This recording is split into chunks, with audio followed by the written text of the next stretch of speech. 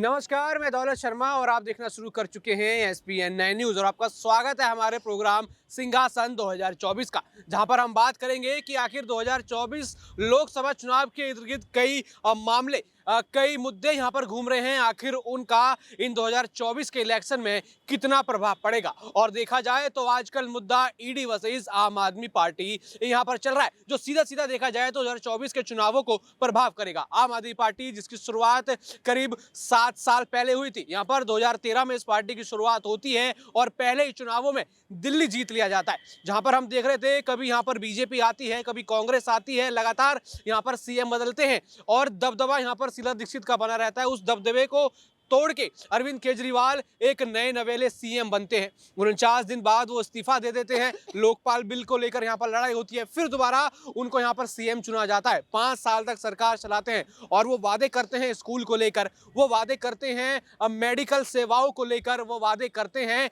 दिल्ली के पॉल्यूशन को लेकर। और देखा जाए काफी हद तक यहाँ पर दिल्ली की जनता उनसे खुश हुई और 2020 में अरविंद केजरीवाल ने सभी पार्टियों का सुपड़ा साफ कर दिया, जिसमें कांग्रेस और बीजेपी। और अब कांग्रेस और बीजेपी दबी जुबान में कहीं ना कहीं आम आदमी के पार्टी के खिलाफ यहाँ पर जो है अपने बयान देते रहते हैं। यहाँ पर आम आदमी पार्टी को कोई धोखेबाज कहता है तो कहता है ईमानदार लोगों के भेष में ये जो है बेईमान चोर यहाँ पर छुपे हुए हैं। और हम जिस तरीके से देख रहे हैं आजकल जो आबाकारी नीति को लेकर पूरी आम आदमी पार्टी यहाँ पर फंसती हुई नजर आ रही है। क्रमशः आपको बताएं तो यहाँ पर मनीष सिसोदिया, संजय सिंह और अब अरविंद केजरीवाल, और अब अरविंद केजरीवाल को दोबारा यहाँ पर नोटिस जारी करने की बात कही जा रही है, क्योंकि यहाँ पर ईडी के नियम बताते हैं कि अगर व्यक्ति यहाँ पर पेश नहीं होता है तो उसको दोबारा यहाँ पर जो है नोटिस दिया जा सकता है, उसको दोबारा जो है पूछताछ के लिए बुलाया जा सकता है या फिर उनके घर जाकर यहाँ पर पूछताछ हो सकती है। यानी यहाँ पर सलाखें जो हैं अरविंद केजरीवाल के लिए पूरी तरीके से यहाँ पर तैयार है, जिनको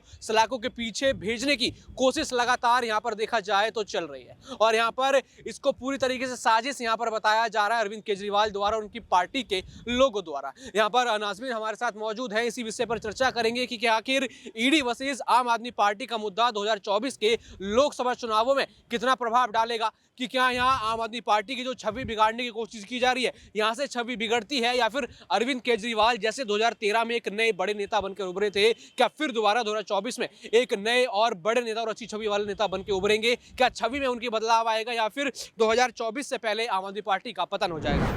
देखिए, सबसे पहली बात तो ये है कि अरविंद केजरीवाल की छवि सुधर ही चुकी है, क्योंकि अरविंद केजरीवाल जिस रास्ते से आई थी वो एक आंदोलन के जरिए था। जब अन्ना हजारे के साथ अरविंद केजरीवाल जुड़े थे और एक संघर्ष के साथ जब अरविंद केजरीवाल का चेहरा सामने आया था, तभी से इस शख्स को लेकर ये दावे किए जाने लगे कि राजनीति में अच्छा काम कर सकते हैं, राजनीति में आना चाहिए। तो यहाँ पर अरविंद केजरीवाल राजनीति में आते हैं, हरियाणा का लड़का दिल्ली में चुनाव लड़ता है और दिल्ली का मुख्यमंत्री बन जाता है, और मुख्यमंत्री बनने के बाद यहाँ पर 3 साल दिल्ली में राज करता है। आप लगा लीजिए कि 3 साल नहीं, लगभग 3 बार यहाँ पर दिल्ली के मुख्यमंत्री रहते हैं अरविंद केजरीवाल। तो आप लगा सकते हैं कि दिल्ली में अरविंद केजरीवाल का दबदबा कितना है। जब अरविंद केजरीवाल के शिक्षा मॉडल की तारीफ की जाती है और शिक्षा मॉडल की तारीफ करते हुए विदेशों में अपनाने की बात कही जाती है, दूसरे राज्यों में अपनाने की बात कही जा सकती है, तो अरविंद केजरीवाल के कामों को आप बखूबी समझ सकते हैं। आज की महिलाएं हो या बुजुर्ग हो या युवा हो, यहाँ पर हर क्षेत्र में अरविंद केजरीवाल ने बड़े बड़े काम किए हैं और उनके कामों के आधार पर ही आज उन्हें वोट भी मिल रहे हैं। और ऐसे में देखा जाए तो 2024 लोकसभा चुनाव नजदीक है और पीएम चेहरे के रूप में भी अरविंद केजरीवाल को ही आगे किया जा रहा है। तो अरविंद केजरीवाल को लेकर अगर दावा किया जाए तो यहाँ पर सीएम से पीएम बनने की रेस में अरविंद केजरीवाल तमाम पार्टियों से आगे नजर आते हैं। बिल्कुल, यहाँ पर आपने कहा कि सीएम टू पीएम बन जाएंगे, लेकिन क्या इतनी जल्दी ये राह आसान अरविंद केजरीवाल के लिए होगी? क्योंकि अब तो वो खुद यहाँ पर ईडी के चक्कर में फंसे नजर आ सकते हैं। ईडी के नियम के हिसाब से उनके घर पर जाकर भी पूछताछ हो सकती है। तो ये संकट अभी और गहराएगा या फिर 2024 से पहले इससे मुक्ति अरविंद केजरीवाल पा सकते हैं?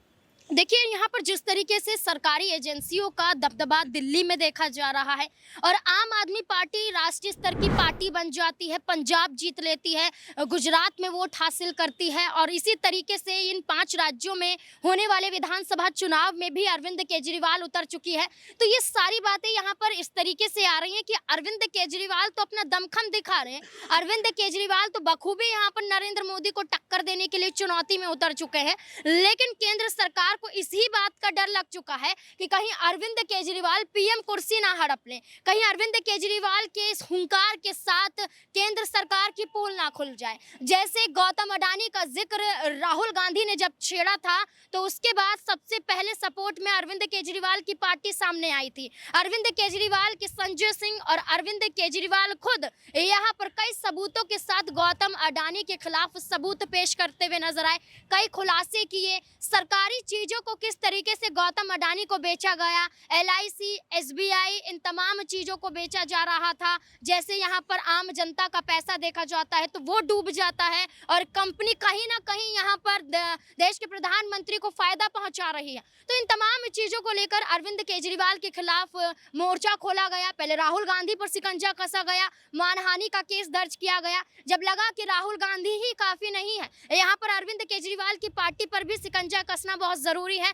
वरना यहाँ पर पीएम कुर्सी उनके हाथों से जा सकती है। तो यहाँ पर अरविंद केजरीवाल के खिलाफ ईडी सीबीआई का शिकंजा कस दिया जाता है। लेकिन अरविंद केजरीवाल ने तमाम रैलियों में, तमाम अपने प्रेस कॉन्फ्रेंस में, यहाँ तक कि जेल से बाहर निकलते हुए मनीष सिसोदिया और संजय सिंह एक ही बात कहते हुए नजर आए थे कि आम आदमी पार्टी हारने वालों में से नहीं है, डरने वालों में से नहीं है। आप कितने भी यहाँ पर रास्ते में पत्थर ला दीजिए, चाहे आम आदमी पार्टी को तोड़ने का काम कर लीजिए, लेकिन आम आदमी पार्टी उतनी ही बुलंदी के साथ आगे बढ़ेगी, उतनी ही यहाँ पर और निखर कर सामने आएगी।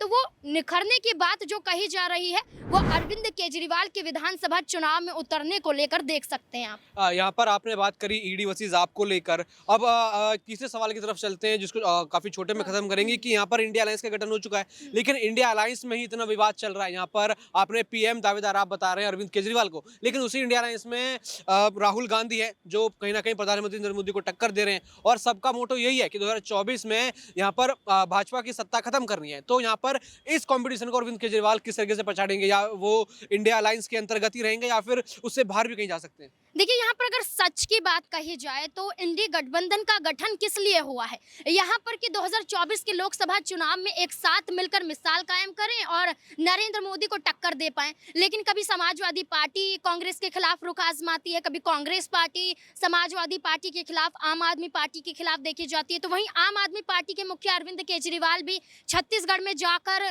अपनी पार्टी को जीत का दावा करते हुए नजर आते हैं। तो ये बात यहाँ पर खुलकर सामने आती है कि इंडी गठबंधन किसी मकसद से पैदा हुआ है, लेकिन अरविंद केजरीवाल हो सकता है कि इंडी गठबंधन से अलग हटकर अपने आप को यहाँ पर पेश करने के लिए पीएम चेहरे के रूप में अपने आप को दावेदारी पेश करें। जरूरी नहीं है कि इंडी गठबंधन के साथ जाए। बिल्कुल, यहाँ पर पीएम दावेदारी अरविंद केजरीवाल पेश करते हुए नजर आ सकते हैं। तो इस बीच देखना होगा ईडी वर्सेस आप का मुद्दा और कितना यहाँ पर छाएगा, और क्या 2024 के लोकसभा चुनाव इससे कितने प्रभावित होंगे। क्या प्रधानमंत्री नरेंद्र मोदी को यहाँ पर इंडिया अलायंस टक्कर दे पाएगा कि नहीं, ये देखने वाली बात होगी। बाकी हमारे साथ बने रहिए और अपनी राय आप कमेंट में बताइए कि आखिर किस तरीके से 2024 का जो पहले का समीकरण है और 2024 में जो समीकरण है वो कितना बदलाव इसमें आप नजर देख सकते हैं। बाकी और भी ऐसी खबरें जानने के लिए देखते रहिए SPN9 न्यूज़। धन्यवाद।